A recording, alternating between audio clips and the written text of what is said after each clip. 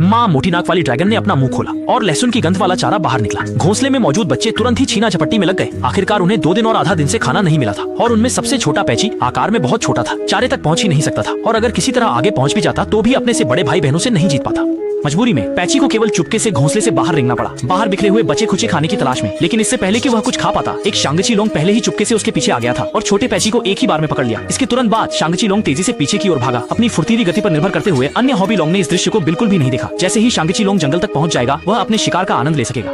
लेकिन इसी महत्वपूर्ण समय पर पैची के पिता सफलतापूर्वक वहां पहुंच गए। यह एक 7 टन से अधिक वजन वाला विशालकाय जानवर था और पूरे मोटी नाक वाले ड्रैगन समूह का सबसे मजबूत नेता भी था। घायल दांतों वाला ड्रैगन विरोधी की भयानकता को अच्छी तरह जानता था, इसलिए उसने सीधे शिकार को फेंक दिया और पैची इस तरह जंगल में गिर गया, जबकि घायल दांतों वाला ड्रैगन मौके का फायदा उठाकर भाग निकला। पहली बार घोंसला छोड़कर बाहर की दुनिया को देखकर छोटा पैची हर चीज के प्रति बहुत जिज्ञासु था। पास से गुजरते हुए विशाल जीव को देखकर उसने सोचा कि यह उसका पिता है, लेकिन जैसे ही वह उसके पास पहुंचा, एक ढेर गोबर गिर गया जो सीधे उसके पूरे शरीर पर लग गया। जब वह दूर तक चला गया, तब उसे पता चला कि यह न तो उसका पिता है और न ही उसकी प्रजाति का कोई सदस्य, बल्कि एक विशाल एडमोंटन एंकिलोसोरस है। इस डरावने आकार ने पैची को तुरंत भागने पर मजबूर कर दिया, लेकिन वह ज्यादा दूर नहीं गया था कि उसने कुछ खा रहे टेरानोसाइनर्स को देखा।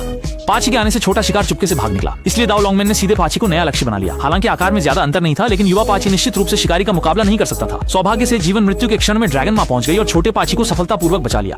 लेकिन शायद यह जन्म से ही मंदबुद्धि था। कुछ महीनों बाद उसके भाई छोटे पेड़ को गिरा सकते थे, लेकिन पैची चॉपस्टिक जितने पतले पौधे को भी हिला नहीं सका, यहाँ तक कि अंत में वह पौधे से लगभग हार ही गया। इस दृश्य ने पैची के परिवार को बहुत निराश कर दिया। अच्छी बात यह थी कि मोटी नाक वाले ड्रैगन में पारिवारिक भावना थी और उन्होंने पैची की उपेक्षा नहीं की। ठंडी हवा के आगमन के साथ मोटी नाक वाले ड्रैगन का झुंड भी हर साल की तरह प्रवास शुरू कर दिया।